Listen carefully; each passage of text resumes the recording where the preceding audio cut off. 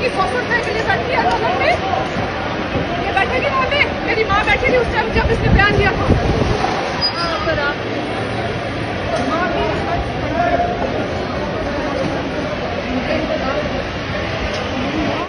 জনপ্রিয় অভিনেত্রী ও ভারতের বিজেপি দলের সদ্য নির্বাচিত সংসদ সদস্য কঙ্গনা রনৌতকে থাপ্পড় মেরে বেশ আলোচনা তৈরি করেছেন ভারতের সেন্ট্রাল ইন্ডাস্ট্রিয়াল সিকিউরিটি ফোর্সের এক নারী কর্মী।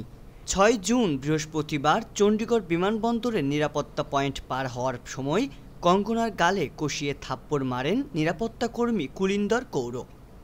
তাৎক্ষণিকভাবে থাপ্পড় মারার কারণ না জানা গেলেও সাংবাদিকদের প্রশ্নের উত্তরে ওই নারী নিরাপত্তা কর্মী বলেন, কৃষকদের বিক্ষোভ সম্পর্কে অভিনেত্রীর একটি পুরনো মন্তব্যে তিনি ক্ষুব্ধ থাকায় এমনটা করেছেন।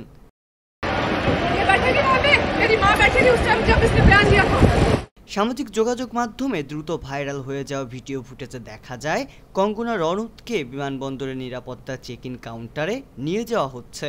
ওই সময় নিরাপত্তা কর্মী কুলিন্দর কৌর সেখানে পৌঁছান এবং তর্ক বিতর্ক শুরু করেন। এর ফাঁকে কঙ্গনাকে থাপ্পড় মারলেও ভাইরাল ভিডিওতে সেই দৃশ্য দেখা যায়নি। ২০২০ সালে ভারতের পার্লামেন্টে পাশ হওয়া ৩টি কৃষি আইনের বিরুদ্ধে দেশ জুড়ে কৃষক আন্দোলন শুরু হয়। ওই সময় এক্সে দেওয়া এক বার্তায় আন্দোলনে অংশ নেওয়া কৃষকদের নিয়ে বিতর্কিত মন্তব্য করেন কঙ্গনা, যা দেশটিতে ব্যাপক সমালোচনার সৃষ্টি করে। সামাজিক যোগাযোগ মাধ্যম এক্সে সে সময় দেওয়া এক পোস্টে কঙ্গনা বলেছিলেন তিনি বিক্ষোভে একজন বয়স্ক নারীকে অংশ নিতে দেখেছেন। তিনি ১০০ রুপির বিনিময়ে বিক্ষোভে বসেছেন বলে জানিয়েছেন। এমন পোস্ট করায় তখন তীব্র সমালোচনা হয় এবং তা ডিলিট করতে বাধ্য হন কঙ্গনা। সেই ঘটনার কারণেই কঙ্গনাকে থাপ্পড় মারেন কুলিন্দা কৌর নামের ওই নিরাপত্তা কর্মী। ইতিমধ্যে কুলিন্দার কৌরকে চাকরি থেকে বরখাস্ত সহ তার বিরুদ্ধে একটি এফআইআর দায়ের করা হয়েছে।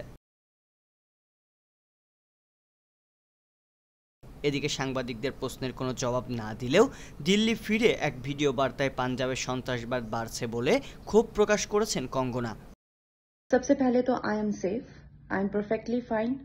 आज चंडीगढ़ एयरपोर्ट पे जो हादसा हुआ वो सिक्योरिटी चेक के साथ में हुआ। वहां पे मैं सिक्योरिटी चेक करके जैसे ही निकली तो दूसरे कैबिन में जो महिला थी, जो सुरक्षा कर्मचारी थी सीआईएसएफ की, उन्होंने उनके पास या उनको क्रॉस करने का इंतजार किया और साइड से आकर जो है मुझे मेरे फेस पे हिट किया और गालियां देने लगी। और जब मैंने उनको पूछा कि उन्होंने ऐसा क्यों किया तो उन्होंने कहा कि वो फार्मर्स प्रोटेस्ट को जो है।